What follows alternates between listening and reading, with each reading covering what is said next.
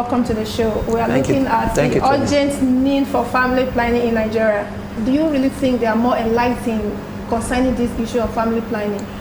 Well, in the absence of statistics that one may use to validate what my comments on the, but I'll say this: I think it is the responsibility of those who are enlightened, to pass it on to others who are not so enlightened, who are not yet enlightened about family planning, especially those who are the most vulnerable in society. They are the ones who tend to have more children than they can actually take care of. And those who are enlightened, who perhaps understand, of course, they understand very well that child spacing is very important, and then controlling birth, And I think family planning is something that is pre-decided before the children start coming. But how many children are we going to have? I think it has to be a matter of agreement between the couple. That okay, are we having 2? Are we having 3?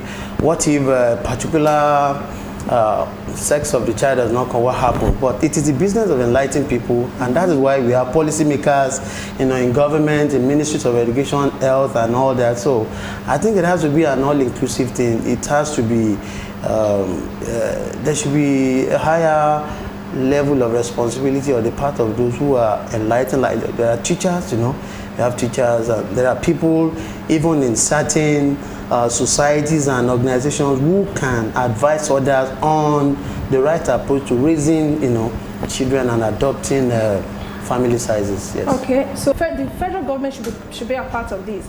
Do you think that they are doing enough to enlighten or to educate the people?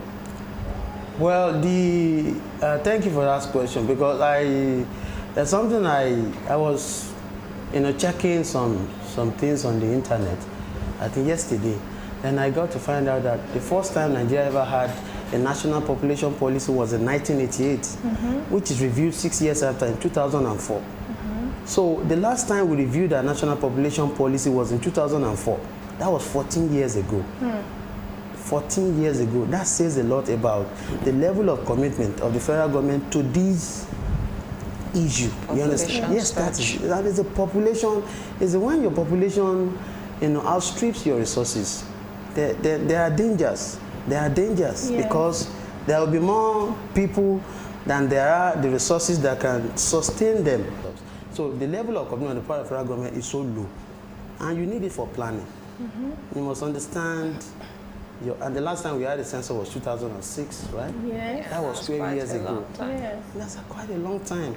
What was our population there? I think it was 120 or so. Yes. And now we are approaching the 200 million mark. 200 million. In how many years after? In 16 years. But there are people after, doing the family planning, and they are not able to get pregnant. I believe this would help answer what Mr. Agola had said earlier on about people not wanting to get involved, to partake in this family planning method. So we have broadly natural and the chemical method. For the natural, you have the withdrawal. Here the man would not spill his semen into the woman. So right before he ejaculates, he spills out. Then you also have the calendar counting method. In this instance, the woman must know her ovulation period, because it's a fertile period. Okay, and she tries to abstain from sex, or the man, the husband, uses a condom during that period, so to prevent pregnancy. So that's natural. As well as the woman herself, especially if they have irregular periods, may not be able to know her ovulation time. So it's fraught with a lot of hiccups. So now for the chemical, you have the pills. Okay, the oral pills that are taken. We have the intrauterine contraceptive device, IUCD, that is implanted through the vagina, rather, into the cervix. You also have injectables. These are also hormones. Okay, and they are given either 2 monthly, 3 monthly, as the case may be.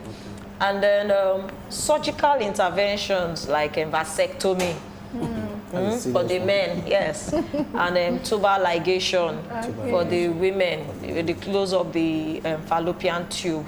These are more permanent methods, Okay. you know, for contraception. Okay, so the fact that some people, yes, I think it's commoner with the injectables. Okay. You know, when they use it, some have actually said, I tried to get pregnant after that and I couldn't see my period anymore. I've had one or two, you know, say that to me. I couldn't, and it's been an issue of how to regularize their period. You know, but like I said, it's not everybody that would experience that. Really, it may not necessarily even be that, okay? So it may be other issues coinciding together at that point when the person used the injection, yes. So, but really, there is no drug, like I said, none that will not have some side effects.